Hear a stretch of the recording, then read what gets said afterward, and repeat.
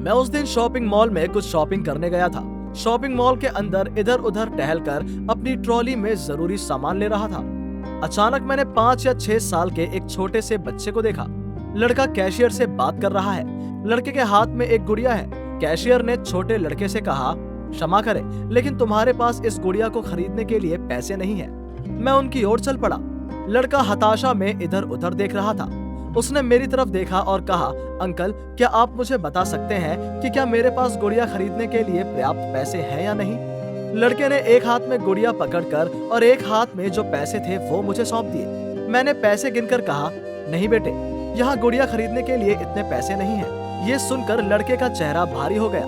मैंने पूछा, तुम इस गुड़िया के साथ क्या करने जा रहे हो? लड़के ने कहा, मेरी बहन को ये गुड़िया बहुत पसंद थी, तो मैं उसे उसके जन्मदिन पर यह गुड़िया उपहार देना चाहता हूँ। मैं गुड़िया खरीदूंगा और अपनी माँ को दूंगा ताकि वो इसे मेरी बहन को दे सके।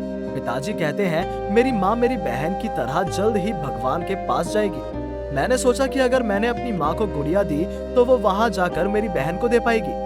मैंने अपने पिता से कहा कि मेरी माँ से कहो कि वो मेरे वापस आने का इंतजार करे। लड़का रुक गया। फिर वो कहने लगा, मैंने अपनी एक तस्वीर भी अपनी माँ को दी थी ताकि मेरी बहन मुझे ना भूले। मुझे अपनी माँ से बहुत प्यार है। मैं नहीं चाहता कि मेरी माँ मेरी बहन की तरह भगवान के पास जाए, लेकिन पापा कहते हैं कि मेरी बहन वहाँ अकेले है, इसलिए उसे देखने के लिए माँ को जाना होगा। फिर उसने हाथ में गुड़िया की ओर देखा। मैंने झट से अपनी जेब से पर्स निकाला। फिर मैंने अपने पैसे उस लड़के के पैसों में चुपचाप मिला दिए ताकि लड़का ना देख सके। फिर मैंने कहा, ठीक है, चलते हैं, एक बार और चलते हैं, देखते हैं तुम्हारे पास गुड़िया खरीदने के पैसे हैं या नहीं। लड़के ने कहा, ठीक है, मुझे आशा है कि मेरे पास पर्याप्त पैसे होंगे। हम दोनों फिर से पैसे गिनने लगे। देखने में आया कि लड़के के गुड़िया खरीदने के लिए पर्याप्त पैसे के साथ कुछ और पैसे जुड़ गए। लड़के ने फिर कहा, हे भगवान, मुझे पर्याप्त पैसा देने के लिए धन्यवाद। फिर उसने मेरी तरफ देखा, कहा, पिछली रात सोने से पहले मैंने भगवान से गुड़िया खरीदने के लिए पर्याप्त पैसे मांगे थे। मुझे एक लाल गुलाब भी चाहिए था खरीदने के लिए। मेरी माँ को लाल गुलाब बहुत पसंद है, लेकिन मेरे पास भगवान से बहुत कुछ मांगने की हिम्मत नहीं हुई।